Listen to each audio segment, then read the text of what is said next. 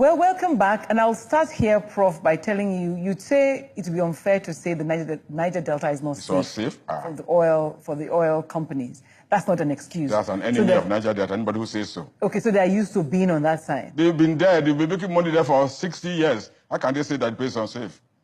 Okay. How did they make the money from? I've told you that money built Lagos, it built Abuja, it built Bauchi, it built Jos, it built Kaduna, it built Sokoto. Is that bad?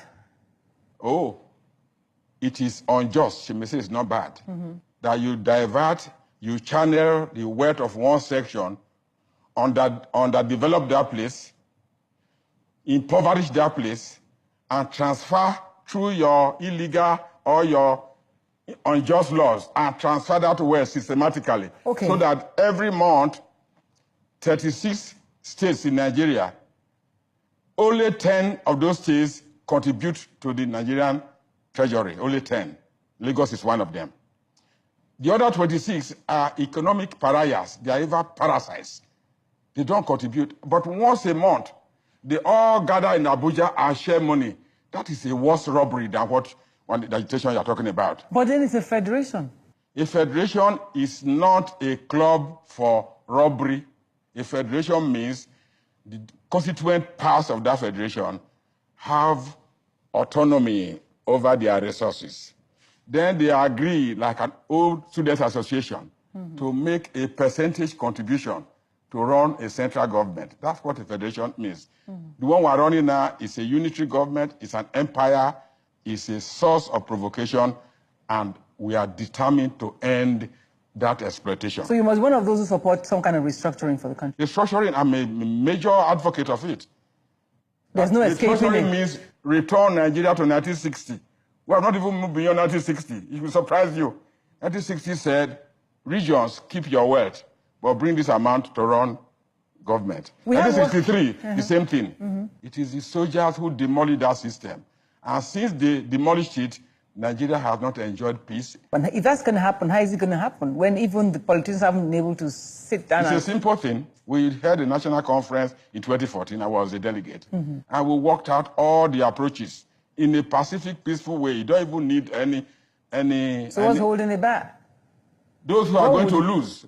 Those who are going to lose from that justice. Are there any losers in this? The losers are that if, for example, if you are from Kano, and Kano has 44 local governments, every month, Kano carries 44 lorry loads of money from Abuja. Bayelsa State, that owns Oloibiri, where the oil started, they have only 8 local governments. That is so obvious that unless you restructure, there will be no end to agitation. No, but one remembers that even before, there were other forms of economic activity. You know, there was palm oil, there was groundnuts, there was all of those things. They have abandoned groundnuts, they have abandoned agriculture. Because even if you don't work, at the end of the month, money comes to you. You pay your workers. You can go to Hajj.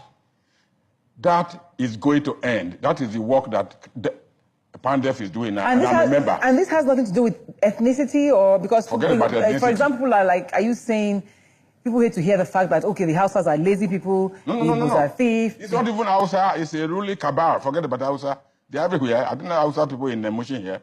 It's not Hausa.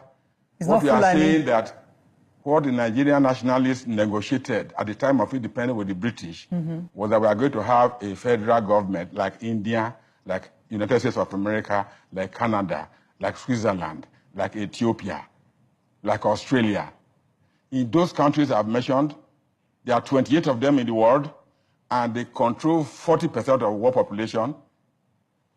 Federation means each region or state or province, whatever name you go to it, has 100% control. So if your area is waterlogged, like Delta State is 48% underwater, it's not only oil and gas we have. That water is an asset. It's a resource. We'll convert it to wealth. We can use it to generate electricity.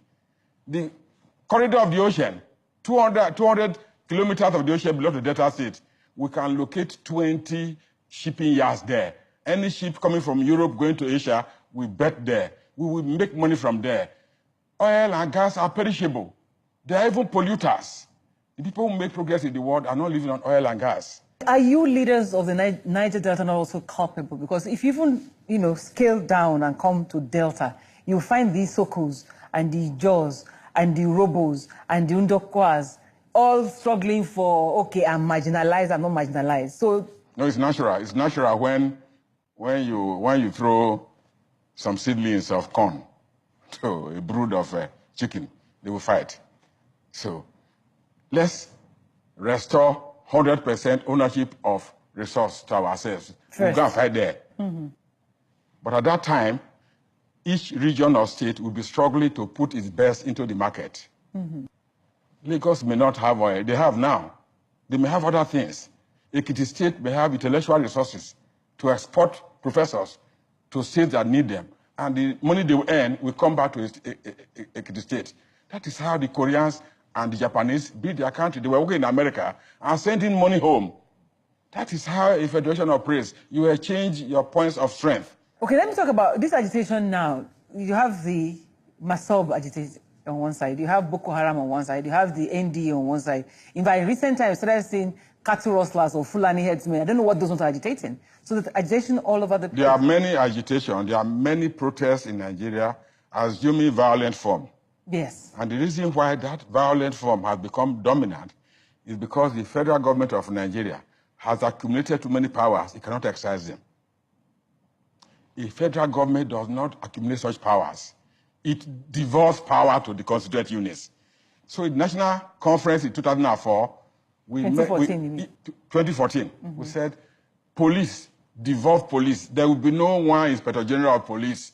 In 1960, each region had its own Inspector General of Police. How will this help the case, for example, in your state, in Abaka recently, when somebody's head was cut off by the cattle? If the Delta State has its own police formation, which is going to have in the next few years, and all things being equal, we don't need equality. We will fight it. If the House of Assembly appoints the police commissioner or the police IG, Abraka, a university town where I've been for 15 years, we have its own police formation too. They are called constabularies. When you enter London in the UK, there are 6 police formations in London. There's Metropolitan, everywhere you go. You cannot escape if you have a crime, if you make a crime there. Because the thing has been devolved across.